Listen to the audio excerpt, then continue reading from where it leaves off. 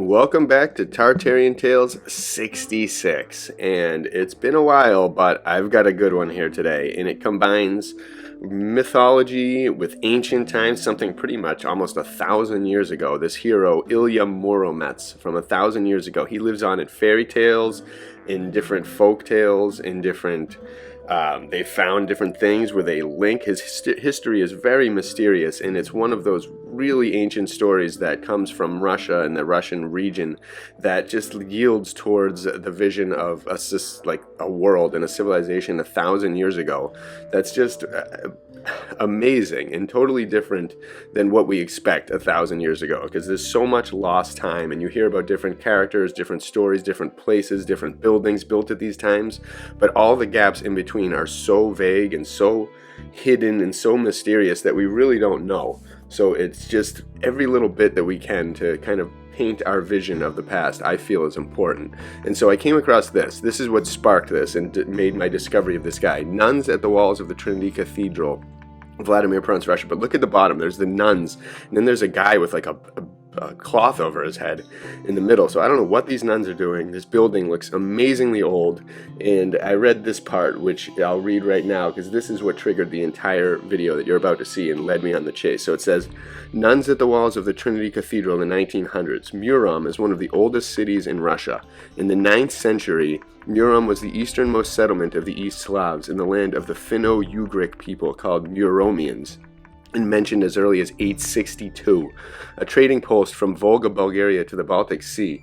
It was the capital of an independent principality whose rulers included Saint Gleb, assassinated in 1015 and canonized in 1071, Saint Prince Constantine the Blessed, and Saints Peter and Fevronia, subjects of an opera by Rimsky-Korsakov. It is believed to be the hometown of the most celebrated East Slavic epic hero, Ilya Muromets. The Muromets was separated from the Chernigov princedom in 1127, burned to the ground by the Mongols in 1293. It disappeared from the records until 1351. In 1392, the Grand Duke of Moscow, Vasily Dmitrovich, annexed the Murom Principality. Since the 17th century, Murom has become an important handicraft center. So that is what triggered all of this. In this story, just thinking about these times, and there's assassinations taking place, it's like, all the visions that we think of the ancients as being primitive and being like so different from us. Like, yeah, they don't have cell phones, they don't have computers and stuff, but those weren't really an enhancement of society. They're kind of a detriment to it. And the things that they had were elegant clothes, inventions that were real and probably pretty natural, based on physics, different alchemical things. They didn't have a monstrous pharmaceutical company killing everyone, I don't think, and they didn't have all these other things going on that were just distractions from the real beauty of the world. And they had heroes, and they had amazing things. And so this is the book. Those are the chapters that you can find more of. I'll include the link in the book as well in the information. But let's read about this guy, because this is a hero, an epic hero from this era. Is it Tartaria? Is it Russia? Whatever it is back then, I'm not really sure. But an amazing story that's passed on and been passed on and survived all this time. So let's honor it here in Tartarian Tales 66. And this is my first time reading it too, so I'll chime in. But again, a lot of these things that I do, these videos, are just kind of setups. It's not me claiming to know everything about a certain topic, because I don't. I couldn't. I never could. None of us could. But I put these videos as prompts for you all to get, dig a little deeper. Maybe you all know something that you've heard that you can chime in the comments, and we can just expand on the wisdom that we all have. Is our vision, again, of this past that has been stolen from us increases and enhances with each one of these. So add whatever you can, and let's see what happens with Ilya Muromets. Here we go. Ilya was born in the village of Karachov near the town of Murom in Russia. The son of a peasant, he was a sickly child and too weak to walk and use his hands. All he could do was to sit helplessly on top of the oven, letting his parents look after him. Thus he spent 30 long years. One day, when his mother and father had left to work in the fields, 3 holy pilgrims entered the cottage and said, "Rise, Ilya, and go down to the cellar to fetch us a jug of beer. We are very thirsty after our long journey." "I cannot get up," Ilya sadly replied. "I cannot use my legs, not my arms." "Go on, try," the pilgrims urged. "You will see that you can." Lo and behold, Ilya stood up, jumped off the stove, ran down to the cellar, and brought the pilgrims a jug filled with beer. They drank thirstily, then handed the jug back to Ilya. "Drink the rest, and you will have the strength of a hero." Ilya did as he was told and felt great strength seep into his body. "Thank you, holy men," he cried joyfully. "With all my heart I thank you for curing me, for giving me the strength of a hero. I am so happy that if I could grip Mother Earth, I would turn her upside down." The pilgrim smiled and said, "Don't turn Mother Earth upside down, Ilya, but go and serve Holy Russia. Conquer her enemies and help the poor and needy. But do not try to match your strength against giant Svatogor, for Mother Earth can barely support him. Such a giant is he." With that, the pilgrims left. Already giants in mythology. I love it. Ilya Muromets hastened after his parents, who were felling old oaks and digging out roots. Interesting. Ilya noticed that only a small patch of their field had been cleared, and that the couple, exhausted by the hard work, had fallen asleep under a bush. Ilya walked along the field, using one hand to knock down the massive oaks, and the other to tear out the strong roots, till there was nothing left to do but to burn the wood and clear the stubble. When his parents woke up, they were amazed and delighted to find their son cured and filled with such divine strength. When Ilya returned home, he chose from the stable a weak, puny foal, which was hardly worth anything at all. Day after day he fed it with maize, gave it water from the spring to drink, led it to graze in the green pasture. Soon the sickly foal grew into a strong steed fit for a hero. Ilya then saddled his mount with the finest saddle, placed the silkiest bridle over his head, then equipped himself with a strong bow and fast arrows, a steel mace and a sharp sword. So armed he rode into the world. His first stop was the Holy Mountain, the home of giant Svatogor, who lived there because he was so big and heavy that ordinary planes could not support him. Svatogor was the strongest of all warriors, and Ilya wished to get to know him. He soon came upon the giant figure astride his huge mount. Svatogor was so tall his head disappeared in the clouds, and when he waved his hand it almost touched the sun. "Who are you?" Svatogor cried. "I am Ilya Muromets," Ilya replied. "I am here because I wanted to meet you." "Who has ever heard of some Ilya Muromets?" Svatogor sneered, then picked Ilya up, horse and all, and stuffed them both into his saddlebag. He rode on. All at once, Svatogor's horse stumbled. "What is the matter, little horse?" Svatogor wondered. "How can you expect me not to stumble, master, when I am carrying 2 heroes? That is a heavy load indeed." Svatogor pulled Ilya and his mount out of the saddlebag, put them both down on the ground, and said, "You surely must be a very strong hero, when my horse cannot carry you. Come, let us be brothers and ride on the holy mountain together." So Ilya Muromets and giant Svatogor became firm friends and spent a whole year riding on the holy mountain. They experienced many adventures and performed many heroic deeds. Together they suffered, and together they enjoyed life. One day they came to a high pine and found a coffin under it, bearing a strange inscription. "Let the one whom this coffin fits lie in it," it said. Ilya tried the coffin first, but it was far too big. When Svatogor stretched out in it, it fitted as if it made to measure. Making himself comfortable, Svatogor closed the lid, but when he tried lifting it, the lid would not move. "Take my sword, Ilya," he cried, "and slash the lid open, or I shall have to stay here forever." "I can't lift your sword, Svatogor," Ilya replied. "It is too heavy." "Then lean over the coffin, and I shall breathe some of my hero's strength into you," Svatogor called. Ilya Muromets leaned over the coffin and soon felt the breath of Svatogor upon him. Then he raised the giant sword with ease and bore it down upon the coffin. But alas, wherever the sword struck, an iron band appeared. "I am doomed," Svatogor cried. "This coffin was meant for me, and in it I must die. Lean down once more, brother, so I can breathe my remaining strength into you." Ilya declined. "Thank you, Svatogor, but I am strong enough. If I had more strength, Mother Earth would not be able to support me, and I would be forced to stay forever on the holy mountain, as you had done." "You have chosen wisely," Svatogor replied. "My breath would have brought you death, and you too would have perished." Ilya Muromets bade his unfortunate friend a sad farewell and rode on to the town of Chernigov. On the outskirts, his horse suddenly stopped. With his sharp eyes, Ilya saw the famous Chernigov was surrounded by a terrible heathen army, poised to attack, like a dark cloud of ravenous vultures. 3 Tartar Zaravichis, were leading it, each with the 40,000 men. So tightly was the town encircled that no one could escape, even on the finest mount. Nobody could slip past the guards, not even a swift hare or a little mouse.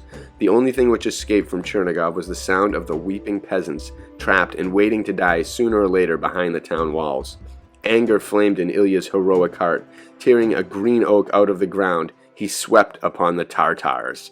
With the first swing of the oak, he cut a path through their ranks. With the second swipe, he wiped out a whole platoon. In no time, he slew the whole army to the last man. Once he had killed them all, Ilya Muromets entered the white tents of the three Saravichis, dragged them out by the roots of their yellow hair, and said, "Now, young Tartar Saravichis, go and spread the word that Holy Russia is no longer defenseless and destitute, and that anyone with evil intentions will fare the same as your army has done." With that, Ilya remounted and leapt like an arrow over the town walls, landing in front of a stone temple, where all the citizens were weeping and lamenting. "Why do you weep?" he cried. "Look down from the walls, and you will see the paths are clear and the Tartar army destroyed." The peasants praised and thanked the heroic Ilya, rewarding him with silver, gold, and precious stones, and begged him to stay, to be their duke, and to rule over them. But Ilya turned them down with the words, "I shall not remain with you, but shall travel to the city of Kiev to see Prince Vladimir. Mother Russia is still steeped in blood. I must rid her of her enemies. I shall take the fastest route." His last words frightened the peasants, who tried to persuade Ilya to take the slower path, for the direct road to Kiev was terribly dangerous and had not been used for 30 years. In the black marshes by the Lavanadov crossroads, near the river Smorodina, Nightingale the robber sits in the crowns of 7 oaks. He robs and kills anyone who tries to pass, they warned. "Nevertheless, I'll take the direct route to Kiev," Ilya insisted, and bade a hearty goodbye to the citizens. When Ilya Muromets was nearing the 7 oaks, where Nightingale the robber had his nest, he heard the most piercing whistling, which made the earth tremble, the grass burn, the trees bend their crowns. Ilya's horse sunk to his knees, and Ilya himself went dizzy. Such terrible power had the whistle of Nightingale the robber. But Ilya was not afraid. He reached for his bow and fired an arrow straight into Nightingale the robber's eye. "Alas, alas," Nightingale the robber cried. "Who is this hero who has not been knocked out by my fearful whistle? Who is this hero who was not afraid and who almost killed me with his arrow? Could he be Ilya Muromets, who was destined to humble me and rob me of life? Yes, I am Ilya Muromets," the hero cried, knocking the robber from his nest. He tied a rope around Nightingale's neck and led him to Kiev to Prince Vladimir. When they reached the palace, all the courtiers and guards crowded around them. Prince Vladimir and Princess Apraxia looked down into the courtyard to see what all the excitement was about. Ilya looked up and cried, "I have brought you the notorious highwayman, Nightingale the robber, who thieved in the deep forest by the river Smorodina. Go on, Nightingale, show them how you whistle, but not too loud, mind you." The robber replied, "I'll have my last whistle as death is waiting for me." And for the last time he whistled with all his might, till the courtiers and guards clutched their heads in fear and agony. Prince Vladimir almost fell out of the window, and Princess Apraxia fainted. Ilya Muromets then unleashed his sword and severed Nightingale the robber's cheeky head. Ilya remained at the prince's court. He clashed many times with the fearsome Tartars, but he always ended up the victor, slaying them, forcing them to flee. The Tartars eventually gave up attacking Holy Russia, and Ilya had nothing much to do. He lounged about at the prince's banqueting table, while the years flew by and he grew old. "I am not going to die sitting at the prince's table, facing a plate of roast and a goblet of green wine," Ilya suddenly decided. He mounted his horse and rode out into vast Russia once again. After traveling for quite some time, he came to a crossroad where 3 paths met. On a large boulder an inscription was engraved which said, "Who goes to the right will die. Who goes to the left will marry. Who goes straight on will be rich." Ilya shook his gray head. "What would an old man like me do with riches?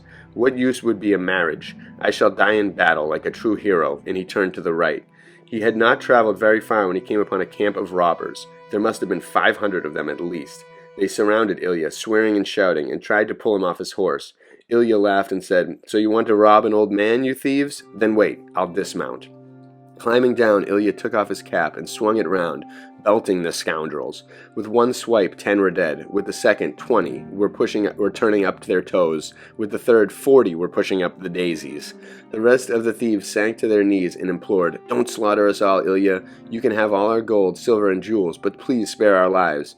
"Keep your worthless lives, but give the gold, silver, and jewels to the poor," Ilya replied. "Now scatter, the lot of you, and give your highwayman's trade, or I'll return and give up your highwayman's trade, or I'll return and cut the throat of every man here."